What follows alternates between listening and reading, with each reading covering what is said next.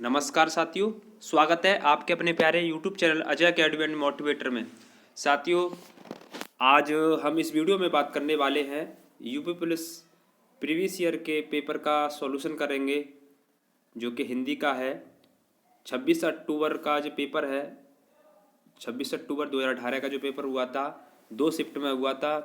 तो हम इस वीडियो में पहली शिफ्ट का पेपर सॉल्व करेंगे और इससे पहले वीडियो में 2018 का 25 अक्टूबर का जो पेपर हुआ था उसका हमने सॉल्यूशन कर दिया है। नहीं देखा हो तो साथियों उसको भी आप देख लेना, इसका लिंक डिस्क्रिप्शन में मिल जाएगा। साथियों, एक एक करके हम जितने भी पुलिस के एग्जाम हुए उनके पेपर का सॉल्यूशन करने जा रहे हैं। और आपको बता दें कि महत्वपूर्ण रचनाएं और ज्ञानपीठ पुरस्कार या साहित्य अकादमी या व्यास पुरस्कार से संबंधित वीडियो आपकी हिंदी में डल चुकी हैं। उससे 4 से 5 क्वेश्चंस आते हैं यूपी पुलिस में। तो साथियों, उन वीडियो को जरूर देख लें, आपके लिए लाभकारी होंगी। और साथ ही साथ मैं आपके लिए पेपर ला रहा हूँ। अभी लगातार पेपर आपको दिखाऊंगा, 2018 के जितने भी पेपर हुए हैं, फिर ऐसे 2019 का पेपर, और उसके बाद टॉपिक वाइज टॉपिक सीरीज भी लाऊंगा मैं, जो टॉपिक आपके सिलेबस में है। उसके बाद MCQ भी लाऊंगा। साथियों, आपके साथ पूरी मेहनत की जाएगी, ठीक है, जैसे हिंदी में और वैसे ही यूपी स्पेशल में। कुछ समय पहले जो है मतलब कई दिन हो गए जिसकी यूपी स्पेशल की वीडियो नहीं पड़ी है किसी कारणवश, लेकिन उस पर काम चल रहा है, वो भी आपकी अपलोड हो जाएंगी जल्दी जल्दी।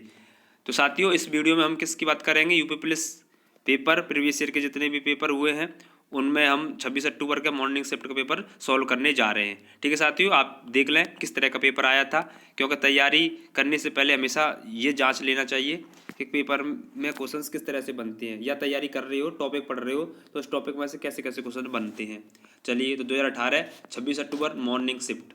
चलिए, पहला क्वेश्चन कह रहा है कि अंक शब्द के अनेकार्थी शब्द समूह का चयन कीजिए। साथियों, इससे पहले 25 अक्टूबर का पेपर हमने सॉल्व किया था, तो उसमें पूछा गया था कि धन का अर्थ क्या होता है। तो धन का अर्थ होता है संपत्ति और अर्थ। और इस बार पूछा गया है कि अंक का क्या होता है। तो अंक में से होता है संख्या। तो संख्या वाला ऑप्शन देख लो। तो संख्या वाला 2 ऑप्शन है, एक तो बी ऑप्शन और एक सी ऑप्शन। तो अंक का अनेक अर्थ वाला शब्द और कौन सा हो सकता है? और दूसरा शब्द है जैसे गोद और अध्याय। ध्यान रखना, अंक का मतलब ये भी होता है गोद और अध्याय। तो ऑप्शन बी सही होगा इसका। ऐसे क्वेश्चन फंसाने वाले क्वेश्चन होते हैं, तो इनको देख लो, ये आपके रिपीट भी हो सकता है पेपर में। तो अंक का मतलब संख्या तो सबको पता है, लेकिन गोद और अध्याय ध्यान रखना। और धन का मतलब ध्यान रखना अर्थ होता है, और दूसरा संपत्ति। रिपीट हो सकता है, बार बार कह रहा हूँ मैं। आगे हो जाओ। 115 अपराध बोध से होने वाली ग्लानि। वाक्यांश के लिए एक शब्द। अपराध बोध से होने वाली ग्लानि को क्या कहते हैं साथियों? तो उसको बोलते हैं पश्चाताप। तो डी ऑप्शन सही होगा।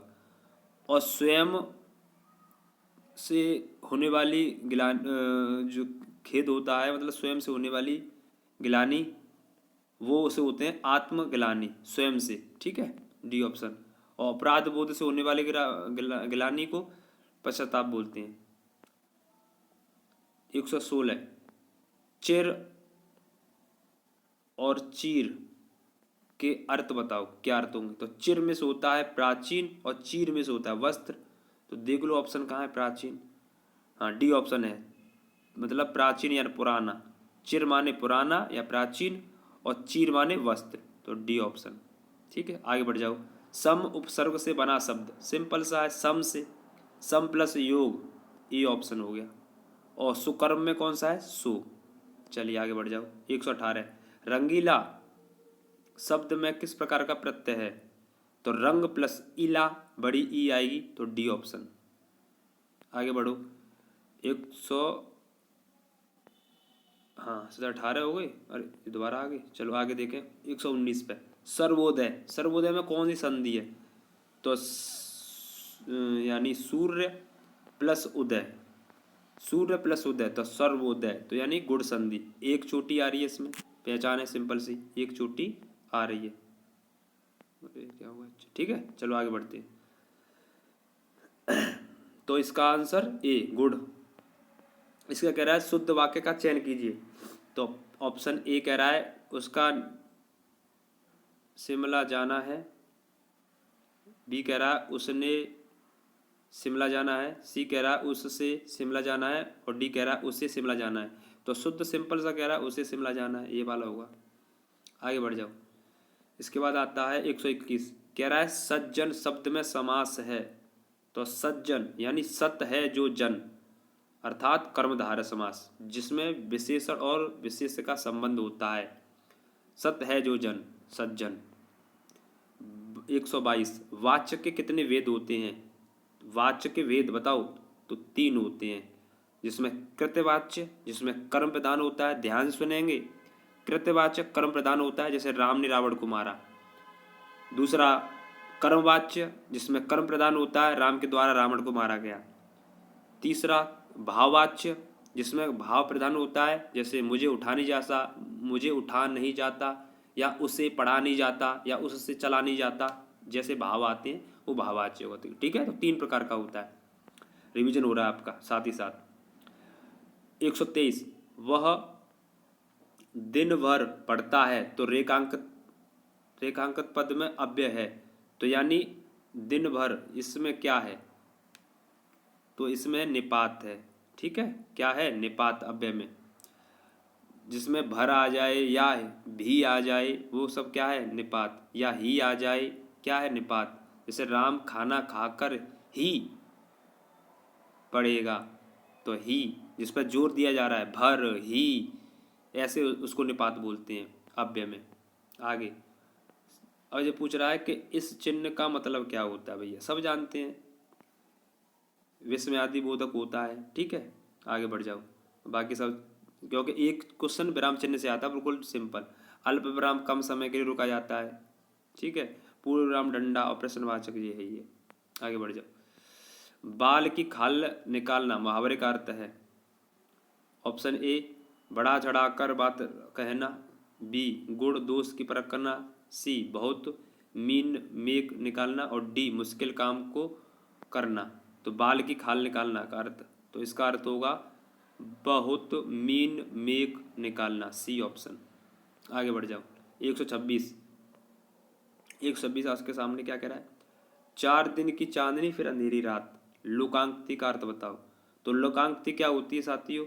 जिसमें वाक्य पूर्ण होता है, और मुहावरा क्या होता है? जिसमें विशेष अर्थ होता है। इससे पहले कुछ शिफ्ट में क्वेश्चन आ चुका है, उनके पता भी नहीं होना चाहिए कि इसका अर्थ मतलब विशेष अर्थ देने वाला मुहावरा। और लोकांक्ति क्या होती है? जो पूर्ण होती है एक तरह से अपने आप में। तो 4 दिन की चांदनी और फिर अंधेरी रात, अर्थात थोड़े दिन का सुख, बाकी का भैया दुख ही दुख, ऑप्शन ए से। 127, साहित्य में रस का अर्थ है। तो रस, जिस रस उसे कहते हैं, उसे सुनने के बाद आनंद की अनुभूति हो जाए, तो यानी साहित्य में मिलने वाली अनुभूति को ही रस बोलते हैं। जैसे कि पिछली 25 अक्टूबर 2018 के क्वेश्चन में पूछा गया था कि हास्य रस का स्थायी भाव क्या है। जैसे हास्य, करुण रस का क्या है? शोक, तो वही। तो भरत मुनि ने ऐसे प्रकार के 8 प्रकार के रस बताए हैं। आगे बढ़ जाओ। दोहा छंद में कितने चरण होते हैं? तो दोहा छंद सुन लो, ये पहले तो सोरठा का उल्टा होता है। ठीक है, और इसके चरण होते हैं 4। पहले और दूसरे चरण में 13-13 मात्राएं, और दूसरे और चौथे में 11-11 मात्राएं होती हैं। ठीक है, दोहा में। तो अब अगली बार ये भी पूछ सकता है कि पहले और तीसरे में, मैंने दूसरा लिख दिया, पहले और तीसरे में 13-13, और दूसरे और चौथे में 11-11 मात्राएं होती हैं, उसे बोलते हैं दोहा, जो कि सोरठा का उल्टा होता है। या सोरठा भी दे सकता है यहाँ पे कि सोरठा में ये कितने चरण होते हैं? तो उसमें भी 4 ही होते हैं। ठीक है, आगे बढ़ जाओ। 129, भाषा शब्द में शब्द और अर्थ की दृष्टि से सौंदर्य उत्पन्न, सौंदर्य हो या चमत्कार की बात आए, तो उसे बोलते हैं अलंकार, जो 3 प्रकार का होता है। शब्दालंकार, यमक श्लेष, ठीक है, अर्थालंकार, उपमा उत्प्रेक्षा रूपक हो गई, और उभय अलंकार होता है। आगे य र ल व किस प्रकार के व्यंजन है? सब जानते हैं, अंतस्थ हैं। ऊष्म व्यंजन कौन से होते हैं? 3 और स और 1 ह। स्पर्श 25 होते हैं, क से लेके ह तक। अयोगवा छोटी अंग और बड़ी अंग। आगे बढ़ते जाओ, इसके बाद आगे बढ़ जाएंगे। तो आगे आपका 131वां क्वेश्चन, निम्नलिखित में से कौन सा स्त्रीलिंग है? बहुत सिंपल, स्त्रीलिंग और पुल्लिंग से आता है, तो होता और होती से निकाल सकते हो पुल्लिंग और स्त्रीलिंग। कैसे? देखो, कृपा होता है कि होती है? कृपा होती है, कहते हैं ना, अरे प्रभु आपकी कृपा हो गई, या होती है तो होती, तो स्त्रीलिंग अपने आप हो गया। और को चेक कर लो, मित्र होता है, पुल्लिंग है। कार्य होता है, त्योहार होता है, पुल्लिंग है। तो इसीलिए ऑप्शन ए कृपा होती है। 132 वचन किसका बोध कराता है? तो पढ़ो ऑप्शन ए, प्राणी व वस्तु के एक से अनेक होने का बोध कराने वाले कोई वचन कहते हैं।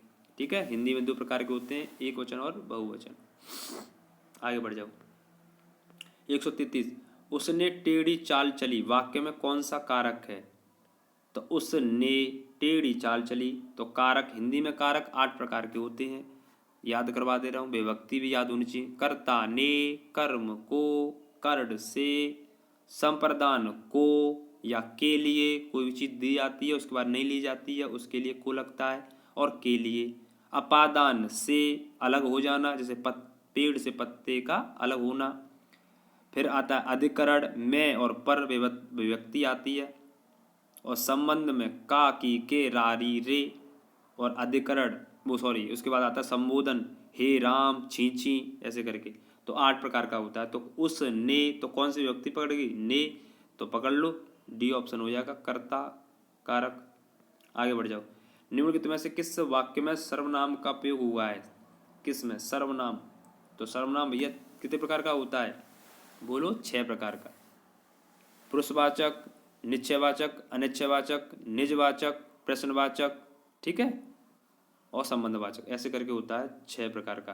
तो मैं इसमें आ रहा है सर्वनाम, मैं, वह, यह, वे, तुम, खुद, स्वयं, ये सब क्या है? सर्वनाम है। बी ऑप्शन सही है। आगे बढ़ जाओ। विशेषण किस शब्द की विशेषता बताता है?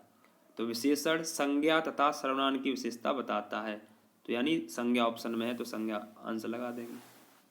ठीक है, और विशेषण के कितने प्रकार होते हैं? 4, गुण, संख्यावाचक, परिणामवाचक और सार्वनामिक विशेषण, जिससे आपका रिवीजन भी होता चले। आगे, कर्म के आधार पर क्रिया के वेद कितने होते हैं? तो सबको पता है कर्म के आधार पर 2 होते हैं। ठीक है, कितने होते हैं? 2, सकर्मक जिसमें कर्म होता है, और अकर्मक जिसमें कर्म नहीं होता है। 137 पे आ जाओ। व्याकरण में काल का अर्थ क्या है? तो व्याकरण में काल का मतलब होता है समय। आगे बढ़ो। 138 यह ताले की चाबी है, रेखांकित में कौन सा कारक है? देखो, कारक से 2 क्वेश्चन पूछ लिए गए, ध्यान रखना। तो ताले की चाबी, अभी हमने रिवीजन किया, तो ऑप्शन देख लो डी। तो सॉरी साथी, कर्ता, तो कर्ता की विभक्ति क्या? ने, तो ये तो नहीं होगा। सी, करड़ से है, नहीं है।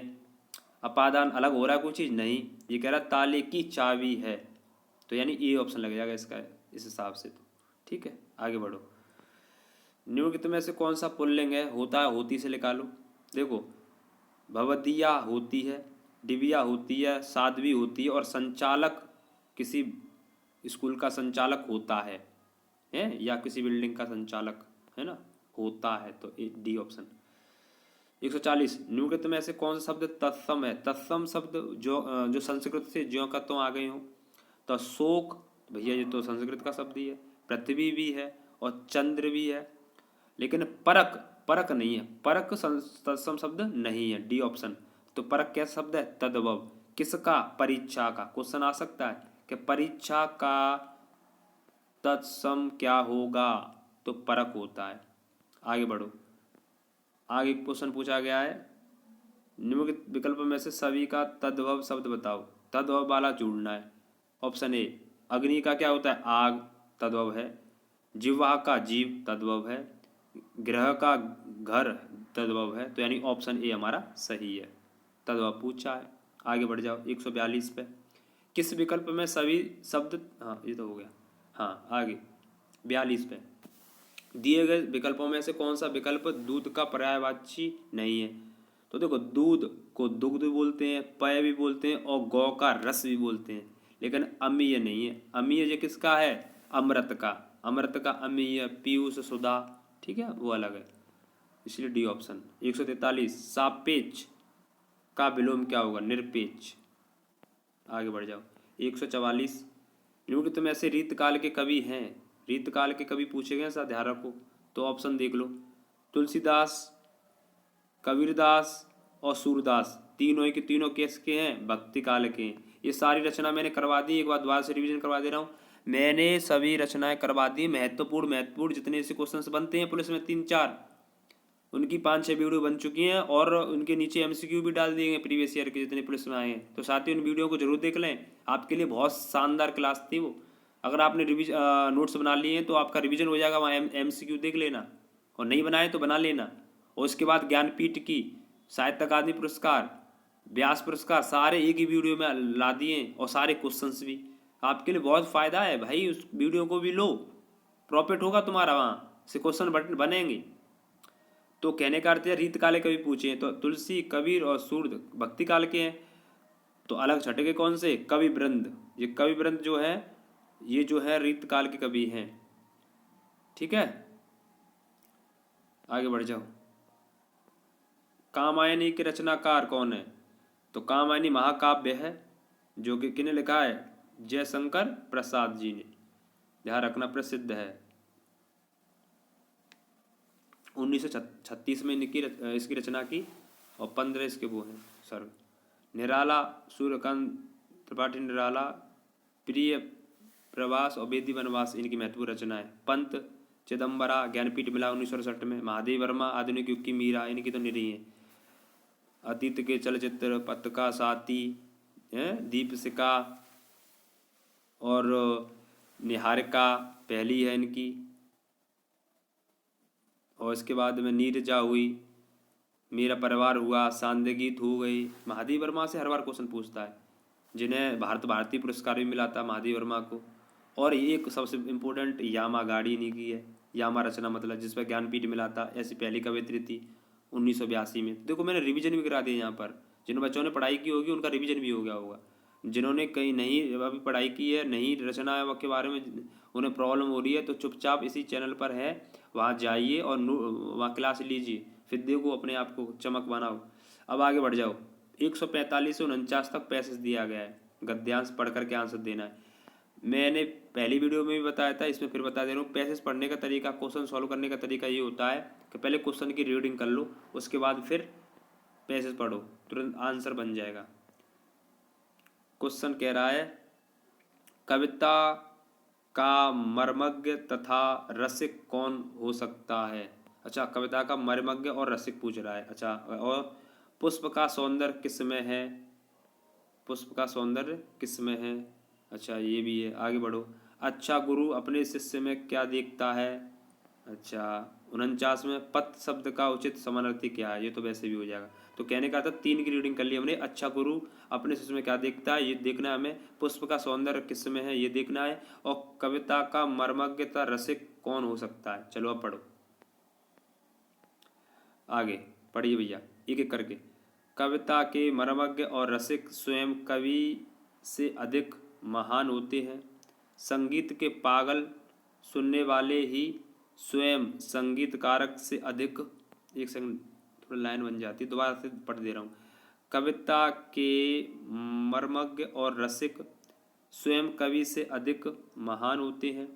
संगीत के पागल सुनने वाले ही स्वयं संगीतकारक से अधिक संगीत का रसास्वादन करते हैं। यहाँ पूंज नहीं, पुजारी ही श्रेष्ठ है। यहाँ सम्मान पाने वाले नहीं, सम्मान देने वाले महान है। स्वयं पुष्प में कुछ भी नहीं, पुष्प का सौंदर्य उसे देखने वालों की दृष्टि में है। दुनिया में कुछ भी नहीं है, जो कुछ भी है हमारी चाह में, हमारी दृष्टि में है। यह अद्भुत भारतीय व्याख्या अजीब सी लग सकती है, पर हमारे पूर्वजों सदा इसी पथ के पथिक रहे हैं। उत्तम गुरु में जात भावना भी नहीं रहती। कितने भी मुसलमान पहलवानों के हिंदू चेले रहे और हिंदू संगीतकारों के मुसलमान। आगे, शिष्य रहे यहाँ परख गुण की। ध्यान रखना, ये क्वेश्चन पूछा गया कि शिष्य कैसे परख करता है, मतलब गुरु कैसे परख करता है शिष्य की। यहाँ परख गुण की, साधना की और प्रतिभा की होती है, भक्ति और श्रद्धा की ही मरम्मत की होती है। आगे, न के जाति संप्रदाय आचार विचार धर्म की मुझे पढ़ाया लिखाया जाता है, एक विद्वान मुसलमान ने ही, और आज मैं जिस स्थान पर पहुंचा हूं, जो सम्मान और प्रतिष्ठा मुझे मिली है, उस सब का श्रेय मेरे उन्हीं गुरु को देता हूं। ये है पैसेज में। तो अब पढ़ लिया आप क्वेश्चन, एक बार दोबारा देख लो। कविता का मर्मज्ञता रसिक कौन हो सकता है? तो ऑप्शन ए, जो कविता के मर्म को समझकर उसके रस में डूब जाता है। यही ऑप्शन ए सही है, क्योंकि शुरू में दे दिया गया है। ठीक है, जो रस में डूब जाता है, रसास्वादन में। पकड़ गया आंसर? आगे बढ़ जाओ। मैंने स्लो स्लो पढ़ाया आपकी वजह से, नहीं तो नेक्स्ट देर में हो जाएगा जब आप रिवीजन करोगे इस तरह से। तो पुष्प का सौंदर्य किस में होता है? तोड़ने वालों की दृष्टि में, देखने वालों की दृष्टि में, स्वयं पुष्प में, पाने वालों की दृष्टि में। बताओ किस में होता है सौंदर्य? बताइए फटाफट जल्दी से बताइए साथियों। पुष्प का सौंदर्य किस में है? तो पुष्प का सौंदर्य देखने वाले की दृष्टि में। ठीक है, आगे दृष्टि कैसी है उसकी। 148, अच्छा गुरु अपने शिष्य में क्या देखता है? तो वही देखता है जो पैसे में दिया गया है, भक्ति और श्रद्धा देखेगा। C option. आगे 149, पथ शब्द का उचित समानार्थी क्या है? पथ माने रास्ता यानी मार्ग, तो ए ऑप्शन। और अंतिम क्वेश्चन, जो सम्मान और प्रतिष्ठा मुझे मिली है, उस सबका श्रेय मेरे उन्हीं गुरु का है, कथन में कौन सा भाव प्रकट होता है? तो भैया जब बन जाते हो, किसी पद पर पहुंच जाते हो, तो ईमानदार शिष्य जो होता है वो गुरु के बारे में अवश्य बताता है। वही पैसेज में बताया गया। तो यानी गुरु के प्रति श्रद्धा, डी ऑप्शन। ठीक है साथियों, तो ये हमने 150 क्वेश्चन, मतलब यहाँ इस पैसेज मतलब हिंदी का हमने क्वेश्चंस कर लिए। जितने भी हमारे क्वेश्चन थे 37 क्वेश्चन वो हमने कर लिए। तो साथियों ये अब आपका 26 अक्टूबर 2018 का मॉर्निंग शिफ्ट का पेपर है। इसका जो आंसर की है एकदम ऑफिशियल आंसर के हिसाब से इसके आंसर बताए गए हैं। आप अपने कमेंट बॉक्स में बताना आपके कितने नंबर बन रहे हैं। और साथियों सभी भी साथियों को शेयर करो, जिससे कि उनको भी फ़ायदा हो सके, उनको भी पता चले कि पेपर कैसे आता है। ठीक है, हिंदी का पोर्शन आपको करा दिया गया। ऐसे ही मैं वीडियो लाता रहूँगा, टॉपिक बाई टॉपिक भी लाऊंगा और पेपर भी आपको दिखाता रहूँगा। ठीक है, आपकी पूरी मदद की जाएगी। आप सभी लोग वीडियो को शेयर करें। चलिए धन्यवाद, जय श्री राम।